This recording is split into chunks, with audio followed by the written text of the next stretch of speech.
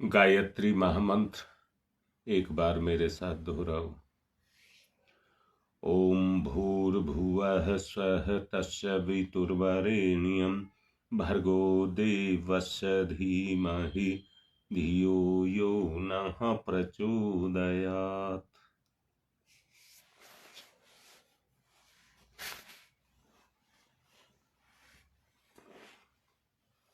कुछ जगह मकर संक्रांति कल मनाई गई और कुछ जगह आज भी मनाई जा रही है।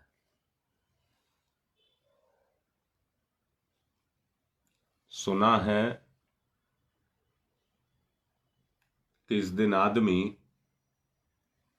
दान करता है।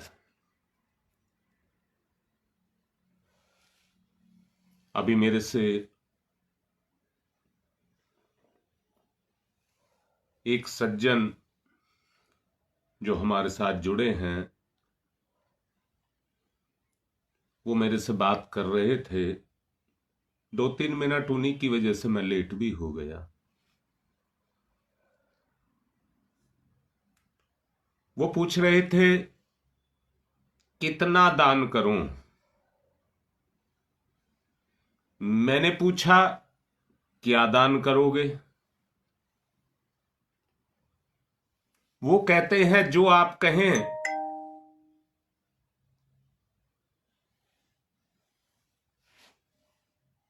मैंने उनको समझाया, लंबी बात ना करके मैंने उनको समझाया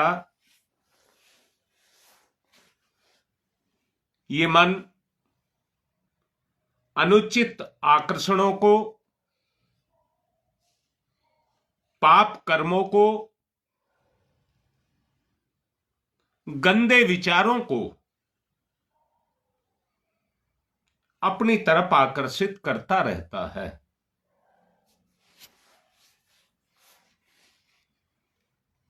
सूर्यदेव अपनी स्थिति में परिवर्तन कर रहे हैं।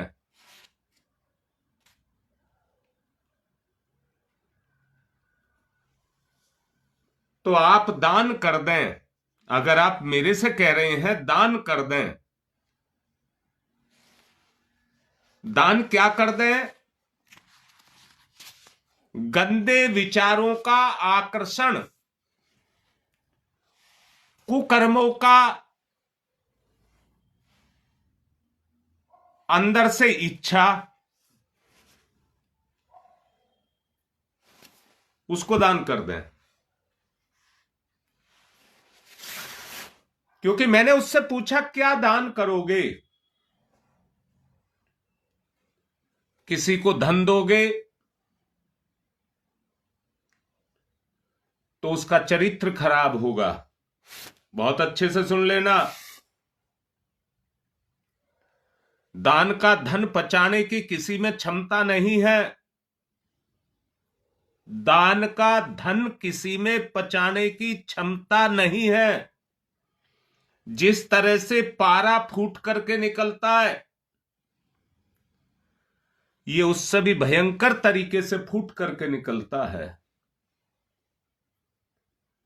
अगर दान को कोई पचा सकता है तो उसको पुण्य कहते हैं, पुण्य। और जब तक प्रवृत्ति ही नहीं है भलाई की, भले की, तब तक परिवर्तन कहां से आएगा।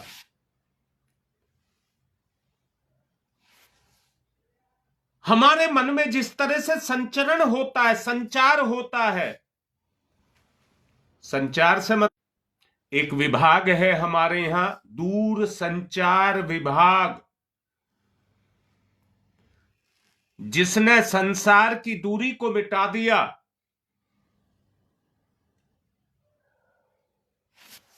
अगर उस परमात्म सत्ता का संचरण हमारे अंदर होने लग गया, जिस दिन अच्छा मन में होता है उस दिन नेट भी अपना पूरा परीक्षा लेता है। अब मैं ये कह रहा हूं जहां पाप का, बुराइयों का संचार हमारे मन में हो रहा है, वहीं ईश्वर तत्व का संचार अगर हमारे हृदय के अंदर होने लग जाए,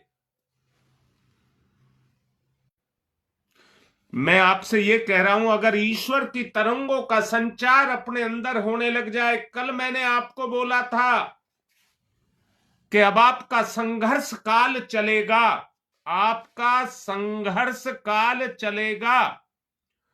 दूषित वृत्तियां जो हमारे अंदर संसार की बुराइयों को, पापों को लिए, जो बात मैंने कही है कि आप सबको समझ आई है। मैंने कहा है अगर ये सिग्नल जाने के बाद आवाज मेरी आती रहती है तो आप लिख कर डालिए, ये आवाज बंद हो जाती है तो भी लिख कर डालिए।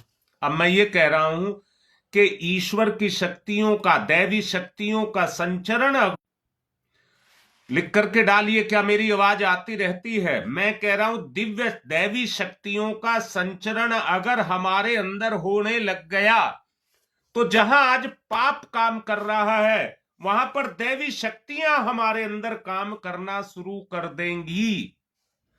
अगर दैवी शक्तियां काम करना शुरू कर देंगी तो ये जो आज अज्ञानता का, पाप का, बुराई का जो भी अंधकार हमारे ऊपर छाया हुआ है।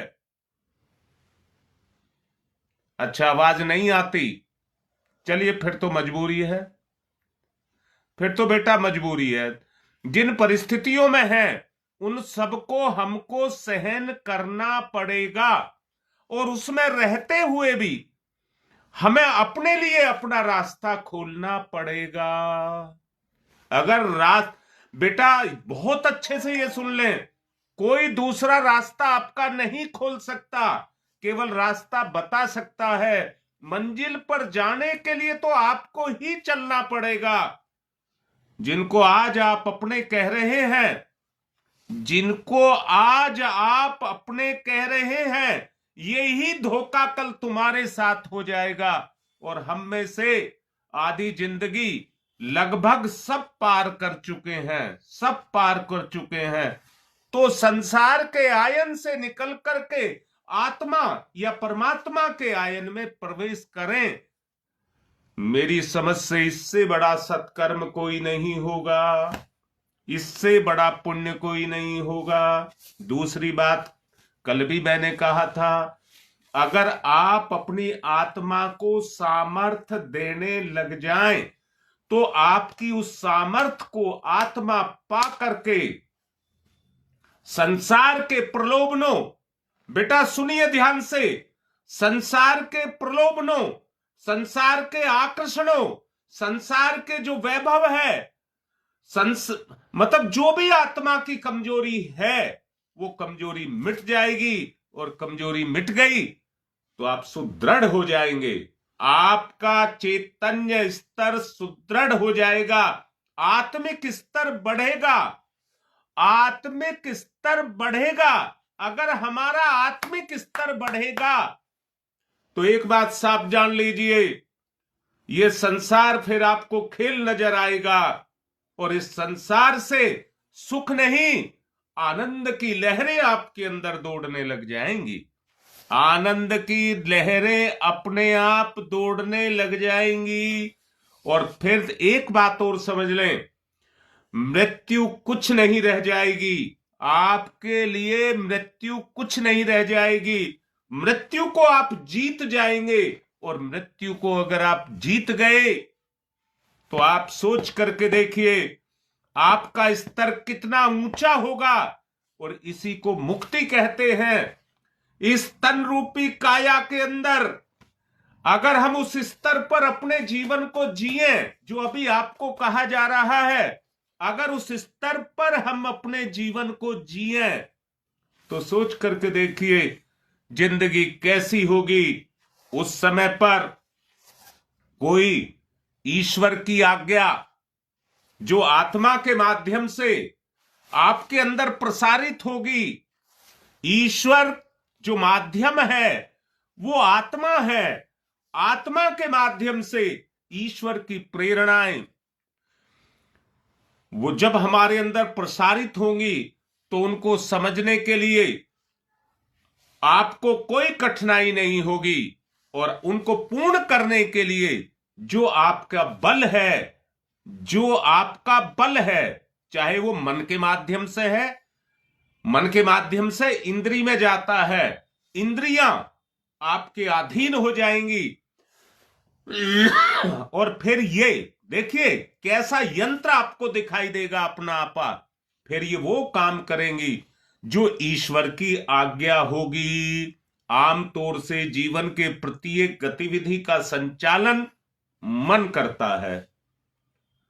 हर गतिविधि का, संसार में हर गतिविधि का जो उसको क्रियाशील करता है वो मन करता है। फिर मन आत्मा के आदेश को मानेगा, आत्मा के आदेश को मानेगा, और अपना अच्छा बुरा जैसा भी मन में है वो अपने आप मिटने लग जाएगा, और ईश्वर की आज्ञा आपकी चेतना पर रोम रोम से, कण कण से फूट करके निकलने लग जाएगी। किंतु जब कभी मन कोई बुरा काम करता है, कल मैंने आपको बोला था, तो उस समय पर जो हमें महसूस होता है, दुख महसूस होता है, अशांति महसूस होती है, ग्लानि महसूस होती है, ये आत्मा की आवाज है, यही आत्मा की आवाज है।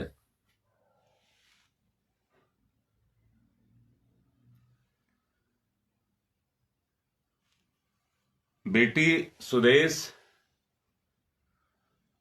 चेतन, मैं फिर से कहूंगा, जैसे अंगारा और गर्मी, अंगारा और गर्मी, आत्मा से जो गुण उद्भव होते हैं वो चेतना है। आत्मा से जो गुण, आत्मा के जो गुण हैं वो चेतना है। जैसे आग का सहारा लेकर के आप अपने बहुत सारे काम करते हैं, आप तो सर्दी चल रही है इसलिए आग का सहारा आप इसलिए भी लेते हैं, घर में हीटर जला लेते हैं, कुछ कर लेते हैं, परंतु ये आग का सदुपयोग नहीं है। आग का सदुपयोग है जिस काम के लिए वो बनाई गई है उसका प्रयोग उसी कार्य में किया जाए, उसी कार्य में। अब मैं इसमें भी ये कहूंगा कि आप अपना प्रयोग किस काम में कर रहे हैं, ईश्वर ने आपको क्यों बनाया है। मैंने कहा है बेटा, जैसे मन में इच्छाएं उठती हैं वैसे ही आत्मा से प्रेरणाएं उठेंगी, अंदर से प्रेरणा उठेंगी। जो मैंने कहा है आत्मा की आज्ञाएं, मैं फिर से कह रहा हूं बेटा, कैसे पता लगे आत्मा की आज्ञा क्या है? नहीं, ये कैसे पता लगे कि हमारी अंतरात्मा हमसे क्या चाहती है? तो उसका माध्यम है प्रेरणा, वो हमको प्रेरित करती है। ऐसा एक बात और बता रहा हूं, उन प्रेरणाओं को पूर्ण करने के लिए समय साथ रहता है। बेटा ध्यान से सुन लें, जो अंतरात्मा की प्रेरणाएं, एक बात साफ साफ जान लेना, जैसे एक माता पिता अपने बच्चों से किसी काम को बताते हैं तो उनकी सब आवश्यकताओं को पूर्ण करते हैं। मान लीजिए आपको कहीं 100 किलोमीटर दूर भेजा है किसी काम के लिए, तो किराया भी देगा, रास्ते में खाने पीने का भी देगा, जो भी है उस सब की पूर्ति माता पिता करते हैं। ऐसे ही बेटा अंतरात्मा के माध्यम से परमात्मा जीव की सभी आवश्यकताओं को पूर्ण करता है, और अपना कार्य कौन? परमात्मा उसको देता है। सच देखिए, आज दुनिया में करोड़ों करोड़ों करोड़ों लोग हैं, परंतु सचमुच देखिए परमात्मा का उद्भव, परमात्मा की वृत्ति का उद्भव या परमात्मा की शक्ति का संचरण, यहां तुम बेटा एक बात सुदेश बताओ, क्या इस दुनिया में परमात्मा शक्ति नहीं है? क्या तुम ये मानते हो कि इस दुनिया में परमात्मा शक्ति नहीं है? बोलो बेटा, लिखो। अगर है तो पाप की शक्ति मेरे ऊपर काम क्यों कर रही है? बताओ बेटा, करती है कि नहीं करती है? पाप वृत्तियां मेरे ऊपर काम करती हैं कि नहीं करती हैं? और सब पर करती हैं। अब मैं ये कह रहा हूं, उसका दूसरा जो पक्ष है वो परमात्मा है। क्या परमात्मा की शक्ति सब पर काम नहीं कर रही? मना कर सकते हो क्या? बेटी, ये आपके ऊपर है। हां बेटा, ये आपके ऊपर है। अगर परमात्मा का संचार आपके अंदर होगा, और लाडली बेटी, उसे जितना आप क्रियाशील करेंगे, यानी कि अपने स्वभाव को बदलेंगे, उतना ही परिवर्तन आप में आ जाएगा। अब मैं ये चाहता हूं बेटा, मैं दो शब्द बोल रहा हूं। एक को कहते हैं नौकरी करना, और दूसरे को कहते हैं सेवा करना। एक को कहते हैं नौकरी करना और दूसरे को कहते हैं सेवा देना। नौकरी जो करता है उसका कोई मतलब नहीं है मालिक का काम चले या ना चले। उसका केवल एक ही काम है, महीना पूरा हो और मेरी तनख्वाह मिल जाए।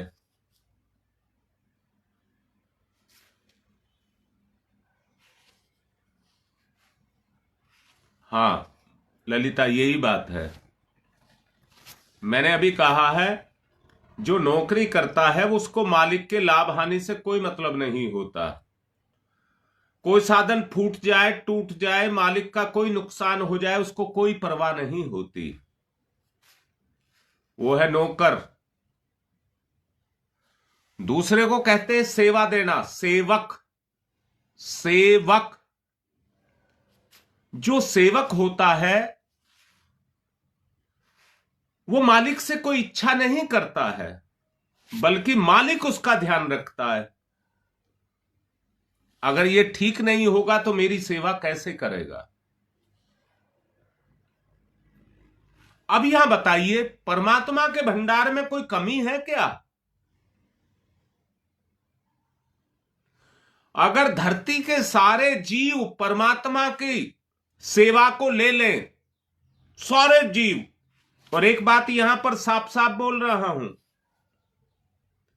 आप किसी से सेवा करा करके देखिए। बोल सुदेश बेटा, आप अपनी किसी से सेवा करा करके बोल लीजिए, सेवा कराइए, तो वहां पर आपकी अंतरात्मा काम करती है कि मुझे इसको कुछ देना चाहिए। वो सेवा का बदला है बेटा, वो बेटा सेवा का बदला है। अब मुझे ये बता बेटा, तूने पूछा मेरे से चेतना और आत्मा के बारे में। जो मैंने अभी बात कही है, अगर तुमने सहज और ध्यान से सुना है, तो कौन से में मन काम करता है, कौन से में आत्मा काम करती है? नौकरी या सेवा? और अंदर से देखना बेटा, आज का समय कुछ इस तरह का है, नौकरी सब करना चाहते हैं, सेवा कोई बिरला ही करना चाहता है। कहने को आप कुछ भी कह सकते हैं, संसार के स्तर पर कहने के लिए आप कुछ भी कह सकते हैं, पर वास्तविकता को देखिए, वास्तविकता क्या है?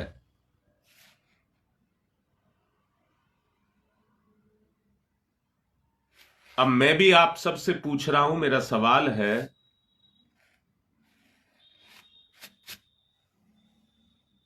आप भगवान की सेवा चाहते हैं?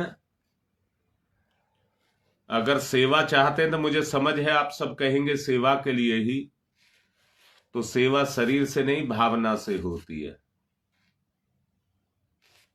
हाँ योगेश बेटा सब बोलो, इतने चुप मत रहो कि मुझे अकेलापन लगने लग जाए। पर लाडली बेटी, लाड करके कह रहा हूं, बताओ सेवा करना कौन चाहता है? बेटा भाव कहां जगता है?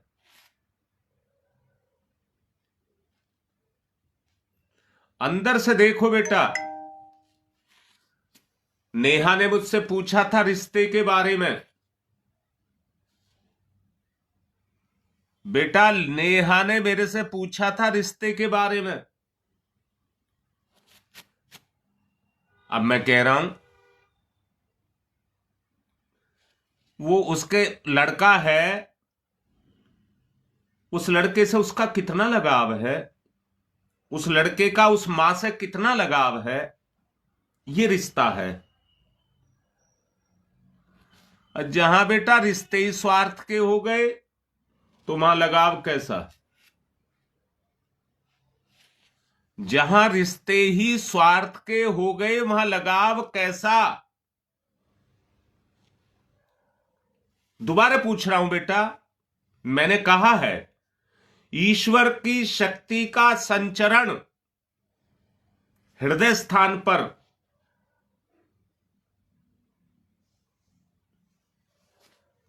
हाँ बेटा ऐसे बोलो जैसे अब लिख रहे हो ऐसे लिखो। चुप्पी हो जाते हो तो फिर मैं अकेला पड़ जाता हूं। अब मैं कह रहा हूं बेटा,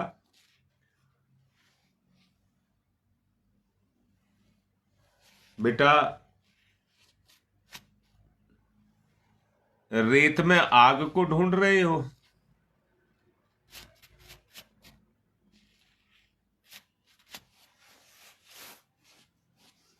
समय देख लो तब बताऊंगा बेटा। अभी हाँ मेरे पास 7-8 मिनट हैं। एक बात बताऊं बेटा,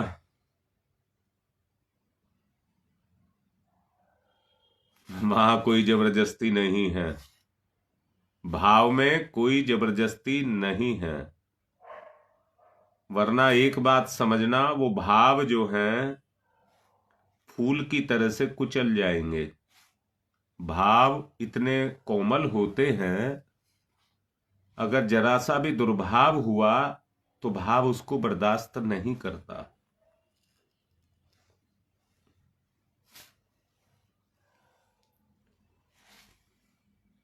अगर तुम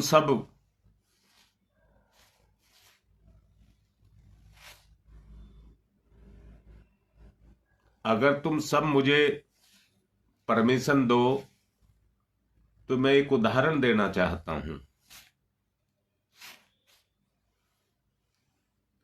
निश्चित रीता बेटा, अभी जो पूछा था सुदेश ने चेतना और आत्मा के बारे में, जब आत्मा काम करती है तो भावना बनती है।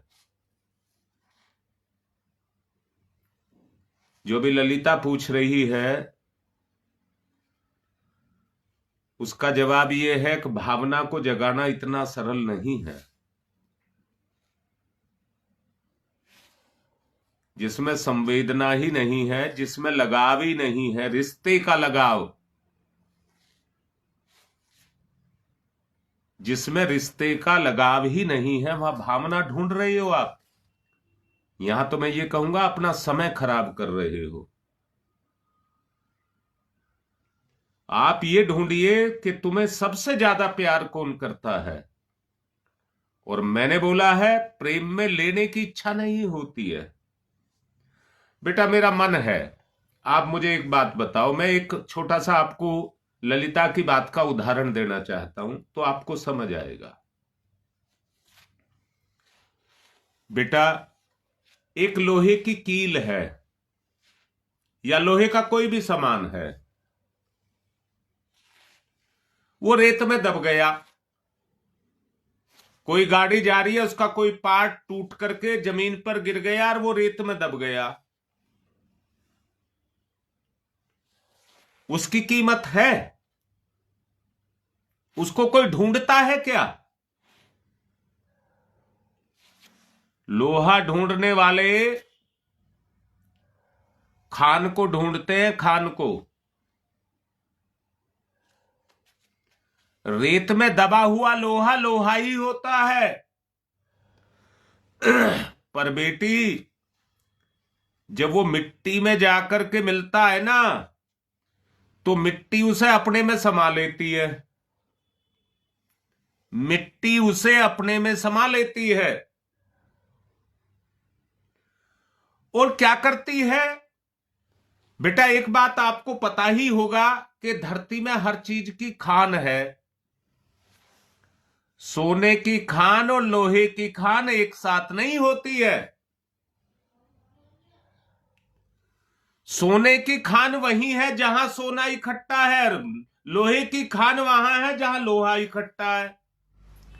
तो ये धरती भी मरी हुई नहीं है। ये अपनी संतान के लिए अपने अंदर उन भंडारों को छुपा करके रखती है और जरूरत पड़ने पर निकाल करके दे देती है। जो इसके पार्क ही होते हैं, आधुनिक मशीनों के द्वारा वो उस लोहे की गति जो मिट्टी में हो रही है, वो लोहा जंग खा करके और अपनी खान की तरफ सरकता रहता है। देखो बेटा, कैसी बात बता रहा हूं। मिट्टी उसे पचा लेती है, अपने में पचा लेती है और नीचे नीचे नीचे वहां पहुंचा देती है जहां उसका भंडार है। अब बेटा, मैं दोबारा से आपसे सवाल कर रहा हूं, लोहे की कीमत रेत में है या खान में? लोहे की कीमत रेत में है या खान?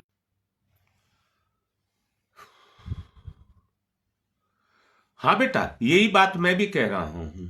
ये जो योगेश लिख रहा है, मैं भी यही कह रहा हूं। अब मुझे एक बात बताओ, मैंने ये पूछा है, लोहे की कीमत मिट्टी में है या खान में है? दोनों मिट्टी में है।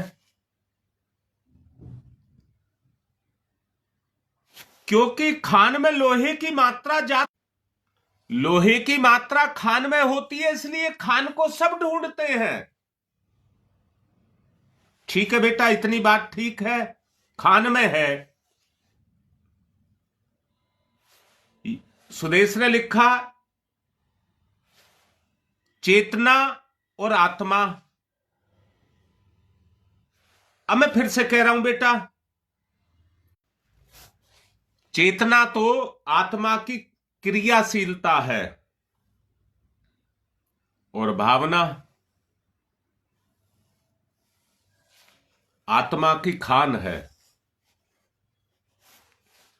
ललिता कह रही थी मिट्टी में मत मिलाना अपने आप को, भगवान की खान में प्रवेश कर जाओ, भट्टी में प्रवेश कर जाओ। ये परिवार क्यों बनाया है? ये परिवार इसलिए मिलाया है कि तुम, एक परिवार तो वो है जो तुम्हारे रिश्तों से तुम्हें मिला है, परंतु ये परिवार तो ऐसा है जो भगवान की खान में आपको ले जाएगा, भाव को जगाएगा। अब मैं दोबारा कह रहा हूं, अपनी कीमत को समझें। सांसारिक कार्य हैं। ललिता, रमेश ने तुझे मैंने कहा बेटा, रमेश ने तुझे खरीदा नहीं है, ना तूने रमेश को खरीदा है। ये तो आत्मा का रिश्ता है। अब वहां देखिए कौन सी चीज क्रियाशील है। मैं ललिता के माध्यम से बोल रहा हूं। वहां आत्मा काम कर रही है आत्मा के ऊपर, या स्वार्थ काम कर रहा है? कुछ जवाब देने की जरूरत नहीं है, सबको अपना अपना मूल्यांकन करना है। परंतु जहां आत्मा की गति हो, यहां दोबारा से कह रहा हूं, रिश्ते के कारण आपकी जिम्मेदारी, वो जिम्मेदारियां आपको पूरी करनी ही होंगी, परंतु उसका एक दूसरा पक्ष भी है, आत्मभाव वाला पक्ष। वो भी आपको जागृत करना पड़ेगा। चलिए, नेट साथ नहीं दे रहा है, फिर भी अपने काम को बताने का प्रयास किया है। अपने प्रेम, अपनी आत्मा को जागृत करें, मेरे साथ चलें और लगातार चलते रहें। ओम भूर्भुवः स्वः तत्सवितुर्वरेण्यं भर्गो देवस्य धीमहि धियो यो नः प्रचोदयात्। ओम भूर्भुवः स्वः तत्सवितुर्वरेण्यं भर्गो देवस्य धीमहि धियो यो नः प्रचोदयात्। ओम भूर्भुवः स्वः तत्सवितुर्वरेण्यं भर्गो देवस्य धीमहि धियो यो नः प्रचोदयात्। धियो यो नः प्रचोदयात्। ओम भूर्भुवः स्वः तत्सवितुर्वरेण्यं भर्गो देवस्य धीमहि धियो यो नः प्रचोदयात्। ओम भूर्भुवः स्वः तत्सवितुर्वरेण्यं भर्गो देवस्य धीमहि धियो यो नः प्रचोदयात्। ओम भूर्भुवः स्वः तत्सवितुर्वरेण्यं भर्गो देवस्य धीमहि धियो तत्सवितुर्वरेण्यं भर्गो देवस्य धीमहि धियो यो नः प्रचोदयात्। ओम तमसो मा ज्योतिर्गमय, तमसो मा ज्योतिर्गमय, तमसो मा मृत्योर्मामृतं गमय, मृत्योर्मामृतं गमयः, मृत्योर्मामृतं गमयः। तमसो मा तमसो मा तमसो मा ज्योतिर्गमय, ज्योतिर्गमय, ज्योतिर्गमय। असतो मा अस्तो मा अस्तो मा सद्गमय, सद्गमय, सद्गमय। मृत्योर्मा मृत्योर्मा मृत्योर्मा अमृतं गमय, अमृतं गमय, अमृतं गमय। दोनों हाथ रगड़िए मुख पर, फिर आइए।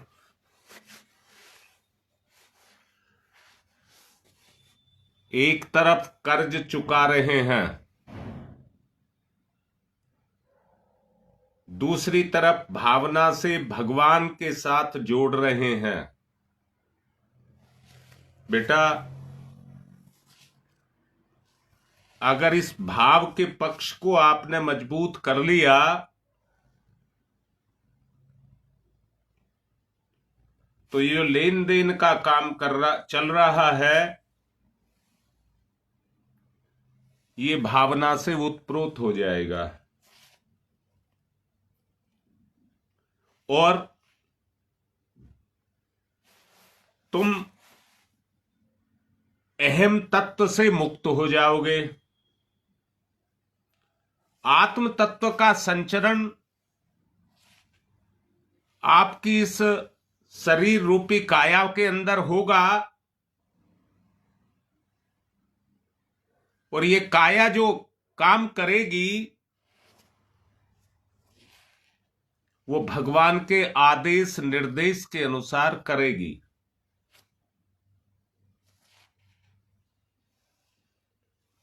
मेरे लाडलो, जरा सोच करके देखो, अगर उस स्तर पर आपका कर्म आ जाए और भाव सेवा का जग जाए तो जिंदगी कैसी होगी, जिंदगी कैसी होगी। अभी तो हम ये भी नहीं जानते कि प्रेम किसको कहते हैं। जो मन का ही खेल है, जब तक स्वार्थ नहीं जाएगा, चेतना भाव से, सेवा भाव से जब तक कार्य नहीं करेगी, मन भी प्रेम से ओतप्रोत नहीं होगा। जो मन की प्यास है प्रेम, वो नहीं मिलेगा, भोग विलास में चला जाएगा। धन वैभव है ना आदमी के पास में, तो भोग विलास में चला जाएगा। कल भी बताया था, फिर दोबारा बता रहा हूं। जहां आत्मग्लानि हो, आत्महीनता का दुर्गुण पैदा हो, उसको सेवा मत कहना। आपने सेवा की, ललिता बहुत अच्छे से सुन ले बेटी, आपने किसी भी सेवा की, पर लेने वाला तो पाताल में ले गया उस सेवा को, उसकी आत्मा में नहीं गई, उसकी चेतना जागृत नहीं हुई, वो ईंधन नहीं बनी, वो जली नहीं।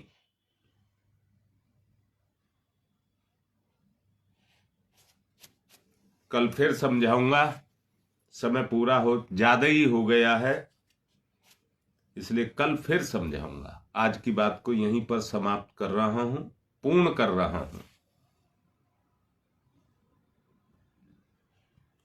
आपको बहुत बहुत शुभकामनाएं लोहड़ी पर्व की। उदारता, दया, सेवा, भावना का पर्व है। जिन्होंने मना लिया है उनके लिए भी, और जो आज मना रहे हैं उनके लिए भी। आज की बात संपन्न।